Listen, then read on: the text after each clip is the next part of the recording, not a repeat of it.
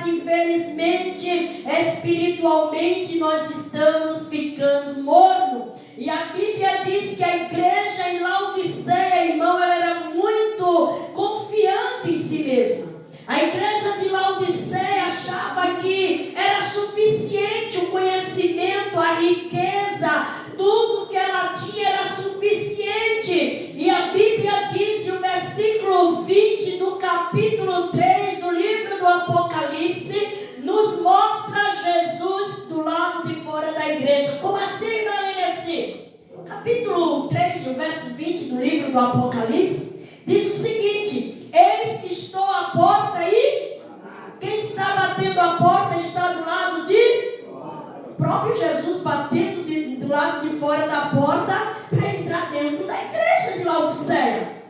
E ele disse: se alguém ouvir a minha voz e abrir a porta, entrarei, cearei com ele, ele comigo.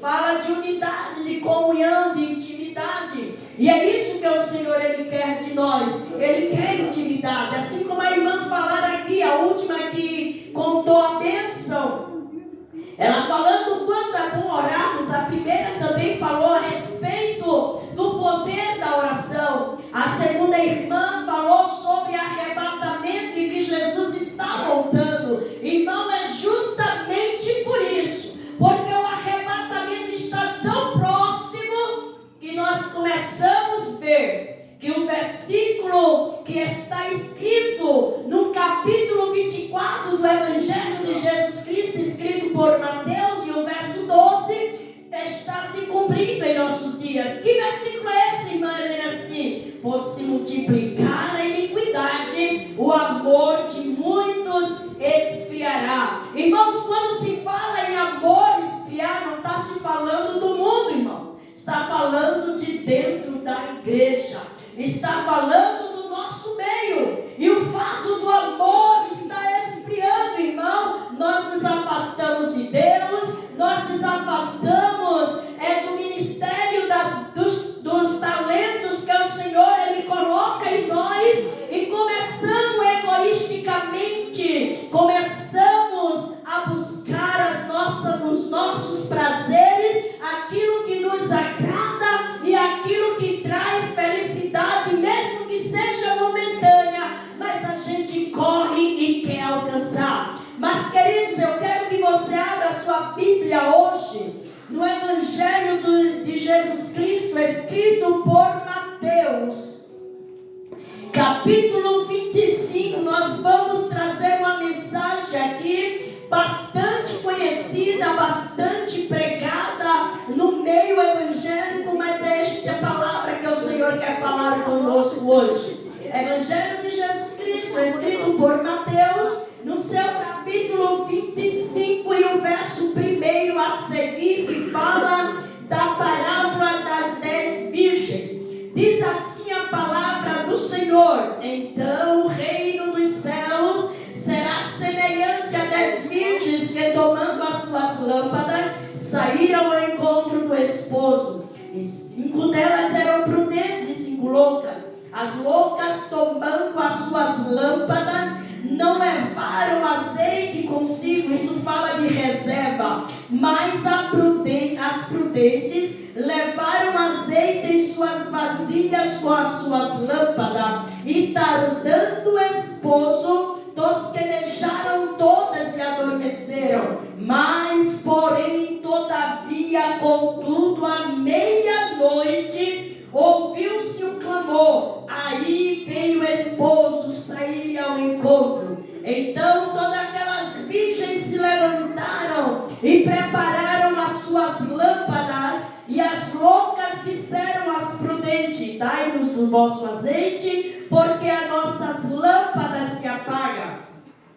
Mas as prudentes responderam dizendo: não seja caso que nos falte a nós e a vós, e diante aos que vendem, comprai-o para vós. E tendo elas sido comprar, chegou o esposo, e as que estavam preparadas, entraram com ele para as boldas, e fechou-se a porta. E depois chegaram também as outras Senhor, Senhor, abre-nos a portas. E ele respondendo disse: em verdade vos digo que vos não conheço. Vigiai, pois, porque não sabeis o dia e nem a hora em que o Filho do Homem há de vir. Queridos, nós estamos acostumados a ouvir essa mensagem. É até uma das parábolas a respeito do arrebatamento mais pregada nas igrejas.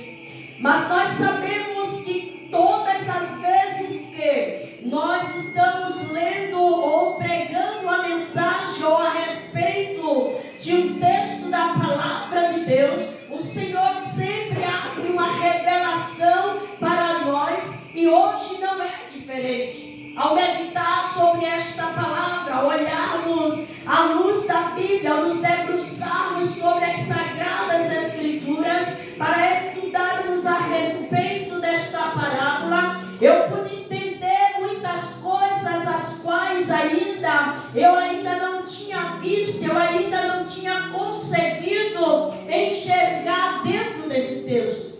E quando nós estamos olhando esta parábola, todos nós aqui presentes sabemos que parábola era um método, era a metodologia a qual Jesus, ele gostava de pregar, gostava de ensinar. Quando nós vemos o que significa uma parábola, nós entendemos que uma parábola é uma alegoria, é uma ilustração que alguém cria para falar, para expressar, para explicar uma verdade complexa, ou falar de uma coisa terrena para explicar uma coisa celestial. E o próprio Jesus, ele usava essa metodologia, ele usava esse método de ensino quando ele estava pregando. Sempre ele explicava, sempre ele falava, e em seguida ele trazia uma ilustração dentro daquilo que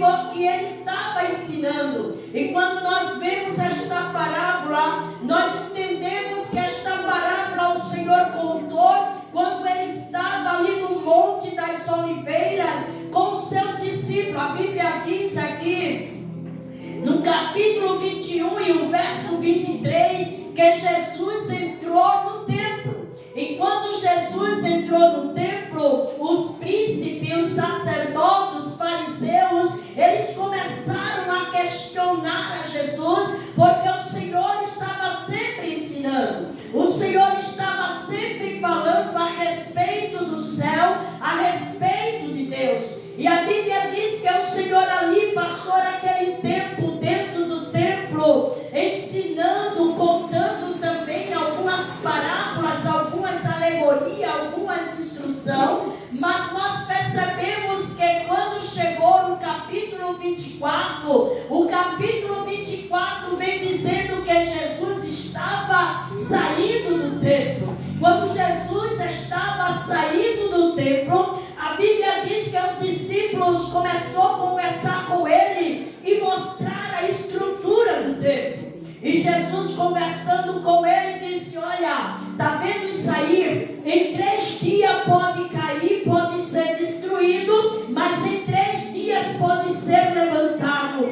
Eles não entenderam, irmão, como um templo que havia sido construído lá no livro, como está escrito no livro de Ageu, e tinha tido uma melhoria no Império Romano. Dizem que as pedras ali eram pedras enormes, de até 5 toneladas. Era coisa linda naquele templo. E eles não entenderam como um templo que passara-se tanto tempo a ser erguido, a ser construído, seria destruído tão rápido e erguido também em 3 dias. Mas nós sabemos que o próprio Jesus estava falando ao seu respeito, ao respeito do seu corpo e a respeito da sua morte e ressurreição.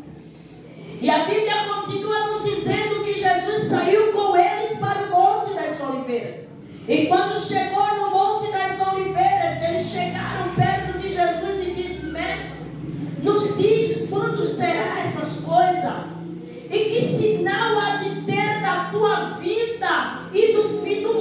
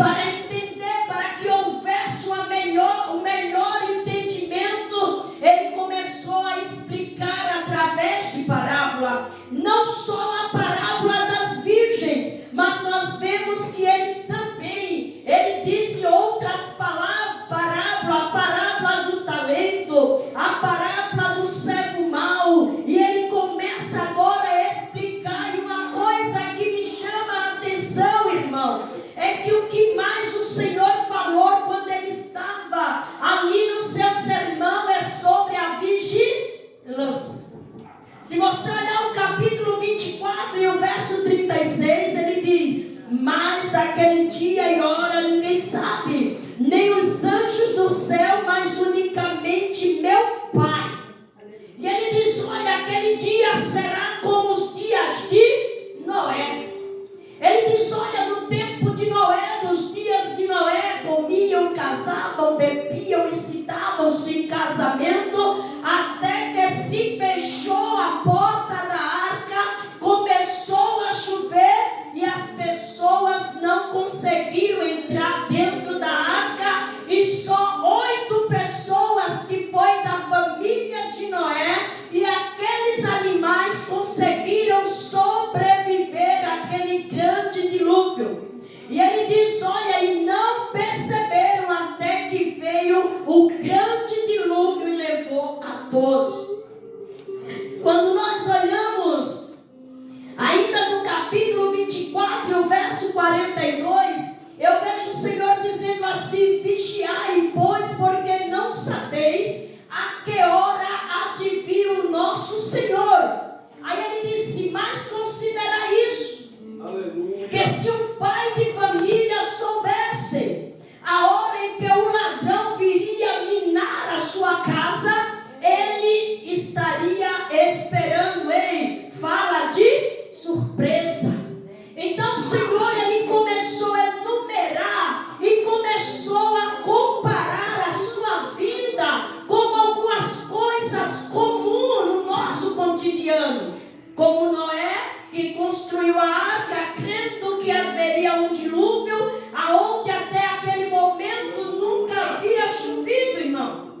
Assim também, como ele disse que o ladrão vem para roubar, ele não avisa quando vem e pega-se de surpresa. Aí quando eu olho o versículo 44, ele diz: olha, o filho do homem há de vir a hora em que não penseis. E é justamente nesse contexto que nós estamos vivendo. Uma hora em que muitos serão pegos de surpresa. Uma hora em que muitos não estão pensando na volta de Jesus. Irmãos, quando nós olhamos os discípulos falando, quando nós olhamos as cartas paulinas, quando nós olhamos as cartas do apóstolo Pedro, do apóstolo João, irmãos, eles já esperavam o arrebatamento naquele tempo, irmão. Paulo, escrevendo às mãos de Tessalônica, ele dizia: olha, que aqueles que morreram em Cristo ressuscitarão primeiro. E ele disse: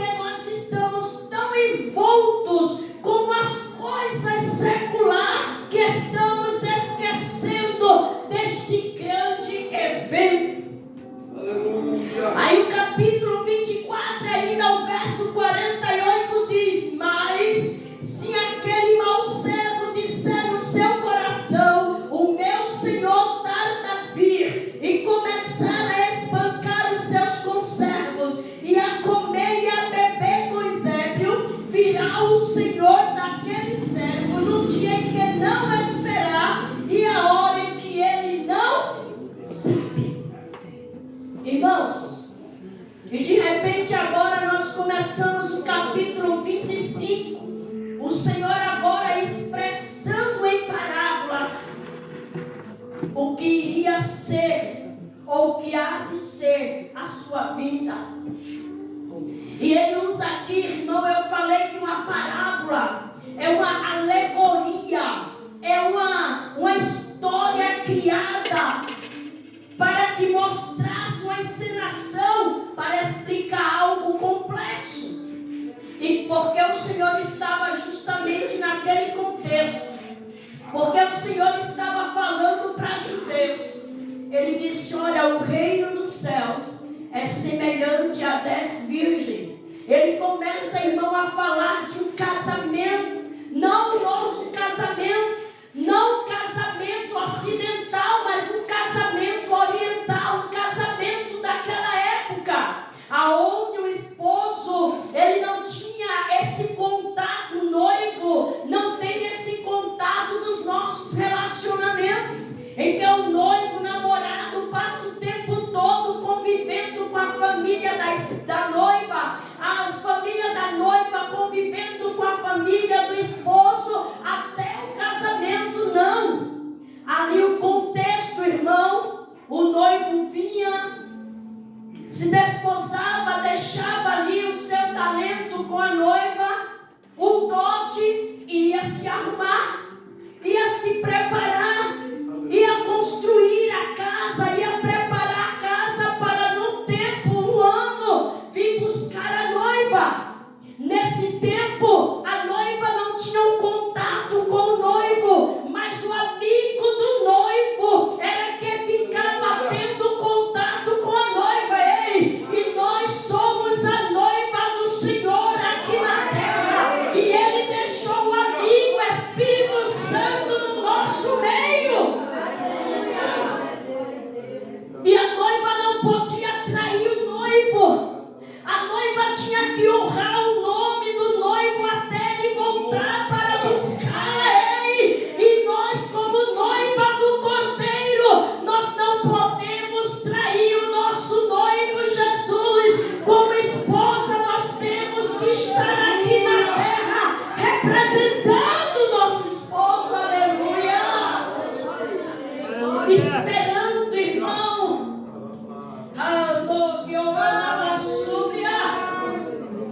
Qual a noiva que não esperou o seu noivo com ansiedade? Qual a noiva aqui que não esperou o dia do casamento como algo extraordinário, não via a hora de chegar o dia do casamento, de entrar na igreja, de ver o noivo, de sair dali casada? Quem? Qual foi a noiva que não ficou ansiosa? Aí eu vejo alguém dizendo: nós somos a geração do arrebatamento.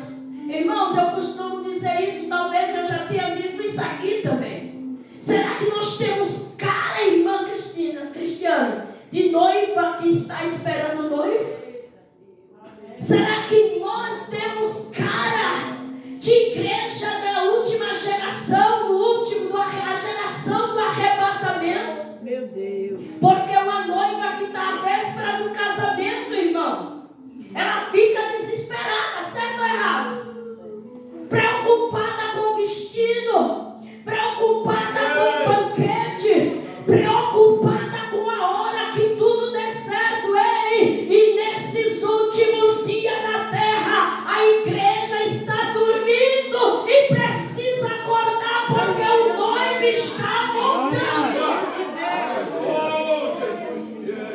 E ele mostra aqui essa parábola, essa alegoria de um casamento, como eu falara, de judeu, aonde no dia do casamento a noiva juntava 10 amigas virgens, todas se estrajavam, se vestiam, e o objetivo daquelas amigas, daquelas damas, era iluminar o caminho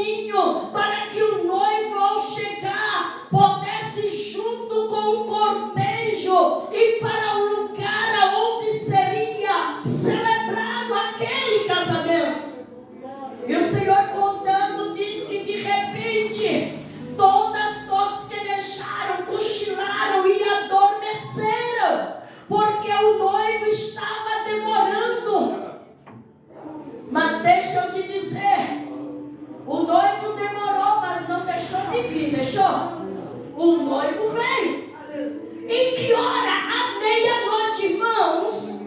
Algumas pessoas dizem que o arrebatamento vai ser à meia-noite. Não, isso aqui não é literário. Mas quando nós olhamos para a palavra ou o sentido meia-noite na Bíblia, é um mover, é um momento de sair de um dia para o outro, a virada de tempo, a virada de dia. Aleluia. Também fala-se de aflição, de angústia, à meia-noite. Ei, nós estamos vivendo a meia-noite na terra, irmão. Momento de aflição, momento de tristeza, momento de angústia. O noivo está voltando, irmão, para buscar a sua igreja. Elas dormiam, elas adormeceram. E a Bíblia diz, mas à meia-noite ouviu-se o grito, ouviu-se o clamor. Aí veio o esposo sair ao encontro. Ei, levantaram-se todas, acordaram-se todas. Mas sabe o que aconteceu? A Bíblia diz que umas 5 delas perceberam que as suas lamparinas estavam se apagando. Irmãos, elas não levavam simplesmente só a lamparina, elas levavam a vasilha presa no cinto com uma reserva, porque elas imaginavam que o esposo pode tardar e o combustível da lamparina pode acabar.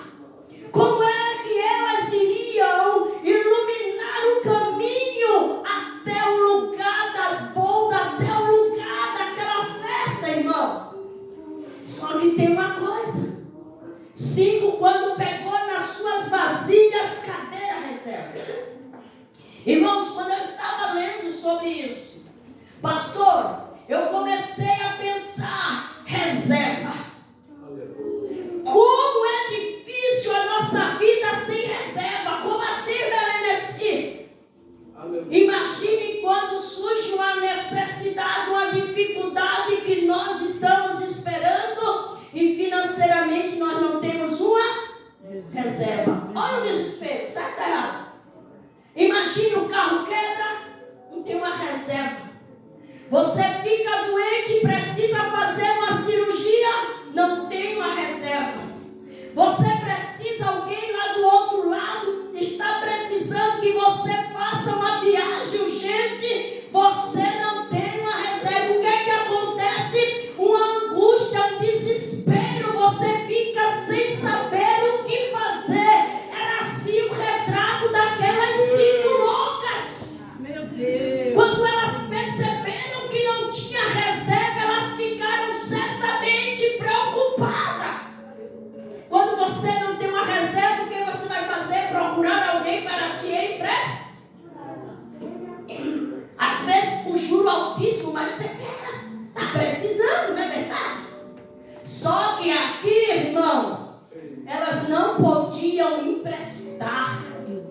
Aqui elas disseram, não era maldade, não era falta de amor, não. Elas disseram, olha, vocês vão ter que sair e comprar, porque há de ser que nós demos a vocês, emprestemos a vocês, e falta pra gente, e falta pra vocês, e a ficar às 10 no escuro, irmão.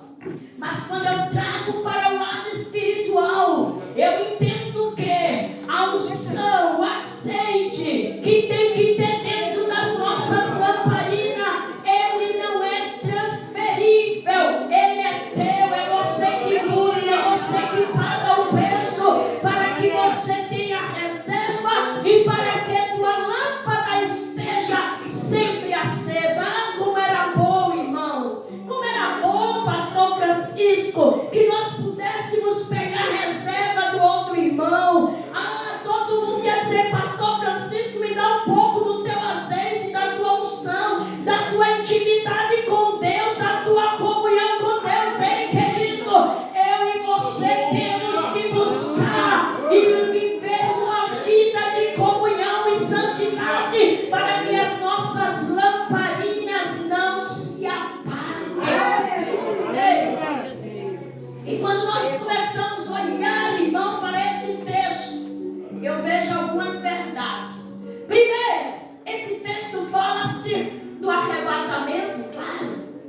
vier de surpresa, com rápido, ser arrancado, arrebatado da terra com rápido, como dissera a irmã. Não tem tempo de você se preparar, não tem tempo de, como alguém diz, Jesus vier. Quando eu evangelizo, algumas pessoas brincando diz, não, quando Jesus vier, eu pego no pé do meu irmão, da irmã, do meu pai e subo junto. Não dá tempo, irmão. A Bíblia diz que naquele dia alguém vai procurar um companheiro na cama e não vai estar lá. A mãe vai procurar o filho e não vai achar. O filho vai procurar a mãe e não vai achar. Estarão dois trabalhando no moinho. Um será tirado e o outro será deixado. Quando você procurar, cadê o irmão Francisco no seu setor de trabalho? Ele não está. Cadê a irmã Antônia? Cadê a Cristiane? Cadê a Ana? Ei, o Senhor levou. Alguém vai lembrar e dizer, eles falavam a respeito desse dia. Aleluia. É por isso que é considerado como a vida de um ladrão.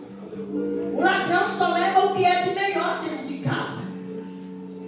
E Deus e o Senhor vai levar o de melhor dessa terra. Quem é o melhor dessa terra? A igreja do Senhor. Quando o ladrão leva o de melhor dentro da nossa casa, irmão, qual o primeiro sentimento? Depois da surpresa, é uma angústia, uma tristeza pelos bens que nós. E é justamente esse sentimento que a terra irá sentir quando ele procurar essa igreja aqui. Ela não vai estar mais aqui neste lugar. Essa porta não vai mais se abrir para glorificar a Deus, porque essa igreja vai estar com Cristo eternamente. A segunda coisa que eu aprendo aqui, que eu observo, irmão, 10 virgens, todas virgens, todas vestidas, todas com lâmpadas, todas com vasilha, todas no mesmo lugar, esperando o mesmo noivo e a mesma festa. E o que é que tem diferente disso, irmã Helena? Esta diferença, diz Malaquias 3:18, nós só vamos ver a diferença em quem serve a Deus e quem não serve, quando se ouviu o grito, aí vem o esposo. Estamos todos na mesma igreja, estamos participando da escola bíblica da Santa Ceia, estamos participando do culto, estamos cantando todo mundo junto, estamos ouvindo a mesma pregação, estamos participando do mesmo culto, mas infelizmente quando houver o grito, aí vem o esposo, ou o estrugir da trombeta, nós iremos saber a diferença dos que servem a Deus e os que não servem. Talvez alguém olhou no começo da festa do cortejo, aí olhou para as moças e disseram, está todo mundo perfeita, né? Está todo mundo vestido, está todo mundo kit. Mas quando elas perceberam, irmão, faltava ali o azeite. Ei, faltava, alguns tinham e outros não tinham. Ei, deixa eu te dizer uma coisa, não basta ter lâmpada, precisa ter azeite. Irmãos, só a lâmpada é inútil. Imagine essa belezura aqui, essas luzes tudo clareando. Imagine que chega um dia de noite e tudo isso está apagado. Qual a primeira atitude do pastor Francisco? Tirar elas, jogar, porque elas são inúteis. Não serve mais. Está apagado. Não tem mais a sua funcionalidade. Ei, deixa eu te dizer, igreja, não basta ter vasilha, não basta ser lâmpada e ter beleza, precisa ter azeite. Porque essas lâmpadas, ela promove luz.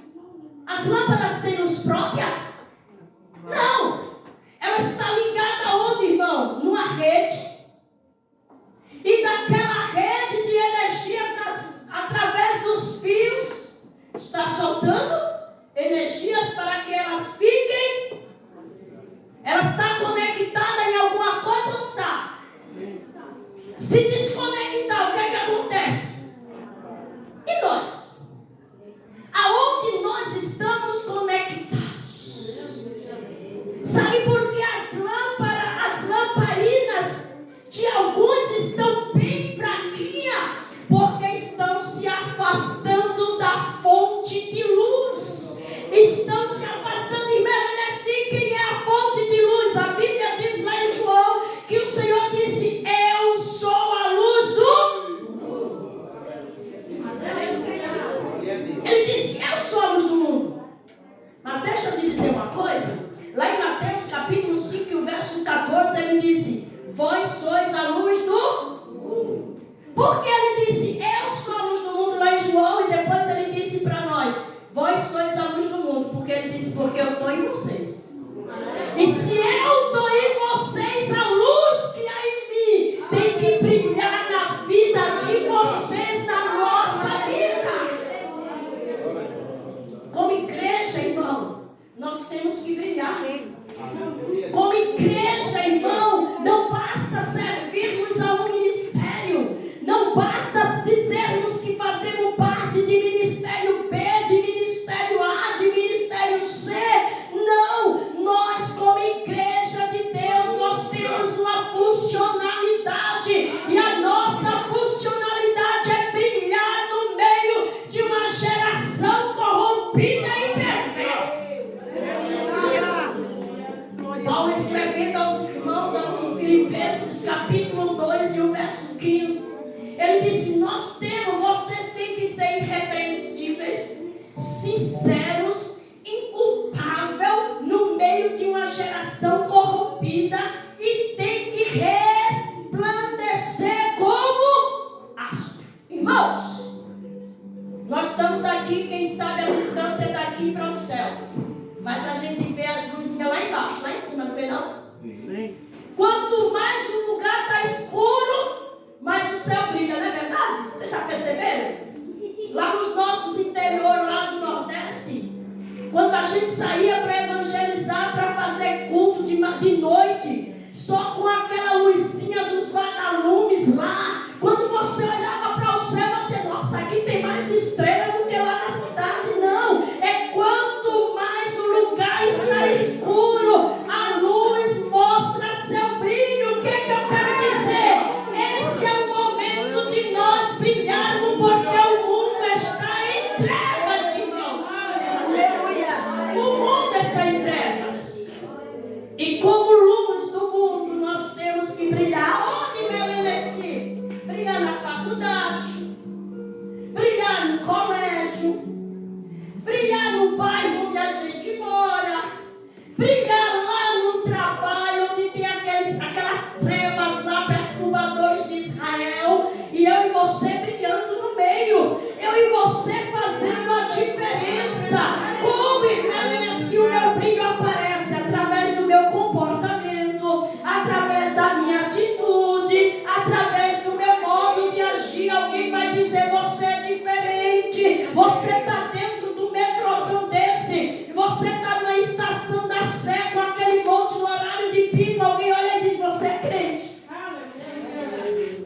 É a roupa? Não. É o cabelo? Não. É o brilho do Espírito Santo na minha e na tua vida que faz a diferença. E como igreja, irmão, nós brilhamos. Não é simplesmente por brilhar. Porque como igreja, no momento em que você brilha na empresa, teu colega que está sem rumo, tua amiga que está sem rumo, querendo se divorciar, querendo se separar, querendo trair, querendo fazer aquele... Aí ela olha para você e vê uma luz em você.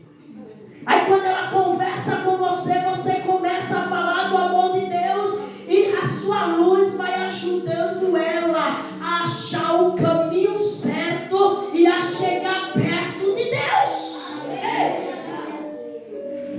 Era por isso que o Senhor aqui estava falando. Essas 5 virgens que não tinham azeite, elas não podiam conduzir o esposo até o lugar da festa, porque a luz estava apagada. Outra coisa interessante que eu vejo aqui,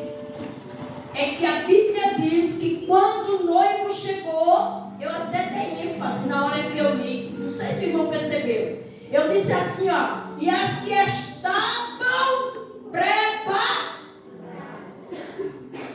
que estavam preparadas entraram com ele para as... Ei, ele não vai esperar as outras voltarem. Ele esperou as outras voltarem? Não, ô noivo, espera aí, ainda tem 5. Vocês estão prontas? Vem comigo. Ei, você está entendendo essa noite? Não vai dar tempo, irmão. Nós temos que estar preparados. Porque quando o noivo vier, ele não vai me esperar se preparar. Ele não vai sentar e dizer, deixa a Meneci se preparar. Deixa fulano se preparar. Eu e você temos que estar preparados constantemente. Porque o arrebatamento, irmão, é uma realidade. Que eu queira ou não queira, vai acontecer. Que eu esteja preparado ou não, vai acontecer. Outra coisa que eu entendo aqui, irmão, é que quando as 5 prudentes que estavam preparadas entrou, fechou-se a porta. As outras voltaram. Senhor, abre-nos a porta. Irmãos, o que foi que ele disse? Não vos conheço. É aí que eu quero entrar. Quanto amigo da noiva? Elas eram amigas da noiva. Quantos nesses dias, pastor Francisco, é amigo da noiva? Como assim, Meneci? A noiva convida e vem para o culto. A noiva convida e vem para a festa de ciclo de oração.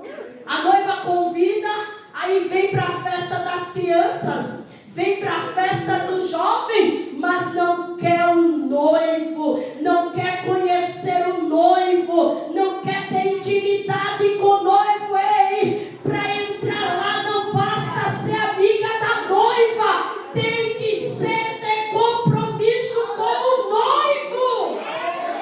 Oh, quantas amigas da noiva, até ajuda, pastor, até contribui para alguma coisa que a noiva faz aqui na terra, né? Quando a igreja faz um evento, eu sou amiga dos crentes. Ei, não basta ser amiga de crente.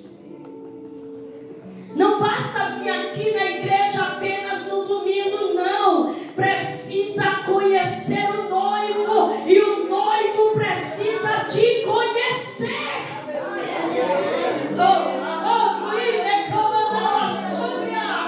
O noivo disse, eu não vos conheço. Meu Deus do céu.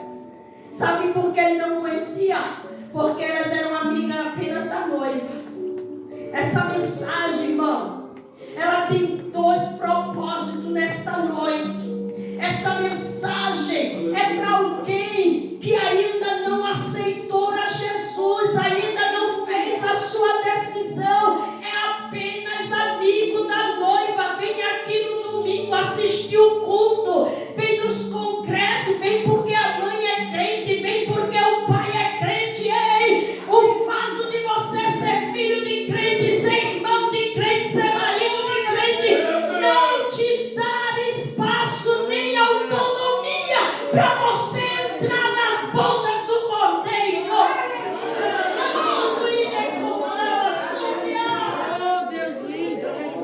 Cada um precisa ter a sua experiência com o noivo. Cada um precisa ter a sua intimidade com o noivo. Ei, não adianta ser amiga da noiva. O segundo grupo,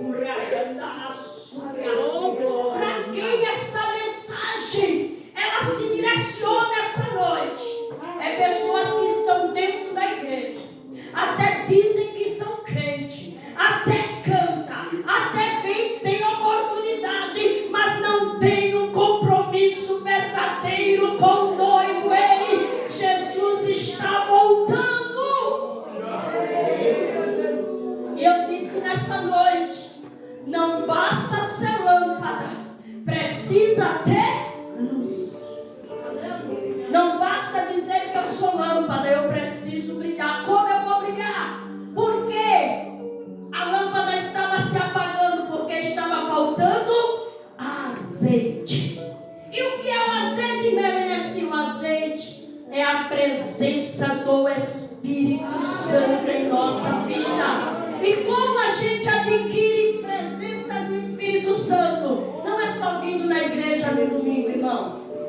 A gente enche as nossas lamparinas, aqui elas foram comprar. A gente é pagando o preço, né, irmã Antônia? Cada vez que a gente ora, cai uma gotinha dentro da nossa lamparina. Cada vez que eu pego a Bíblia, não só na igreja, mas em casa, que eu estou lendo, meditando, está descendo azeite na minha vida, na minha lamparina. Cada vez que eu oro, não só aqui na igreja, mas oro em casa, tenho compromisso com Deus. Nós não somos mais diferentes lá fora do que aqui dentro, sabia?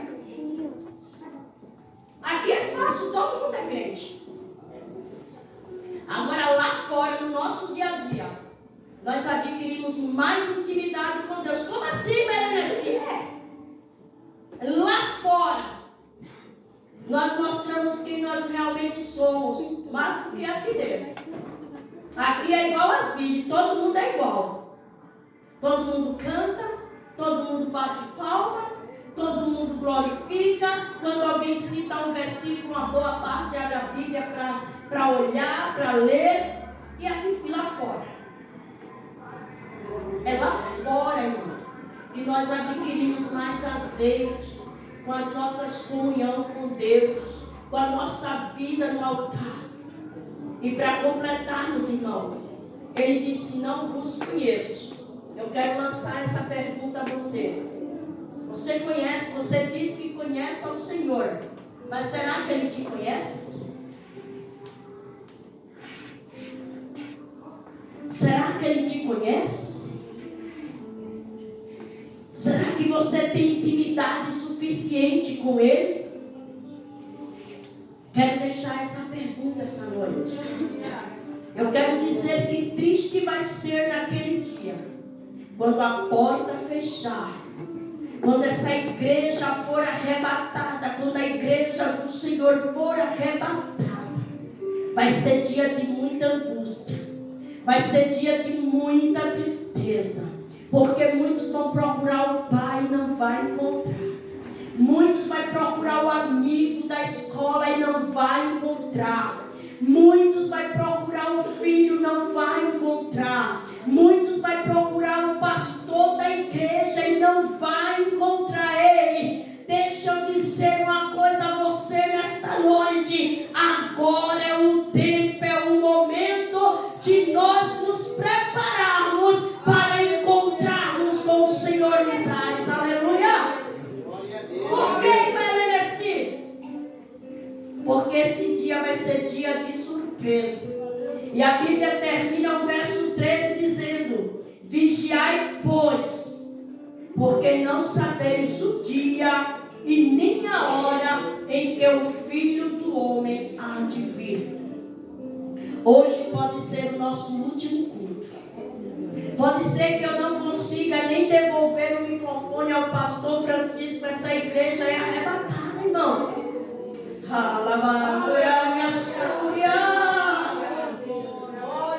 Vamos pensar aqui um pouco. Se um arrebatamento fosse agora, você ia ficar sentado ou você ia subir? É uma pergunta particular que eu não quero que você me responda. Faça uma retrospectiva, faça uma análise, faça um inventário da sua vida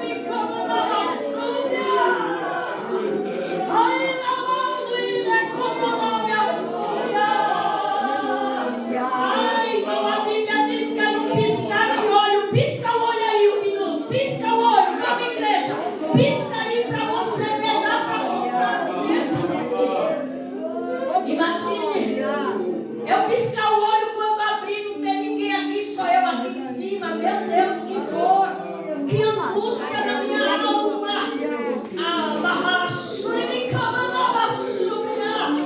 Como é que eu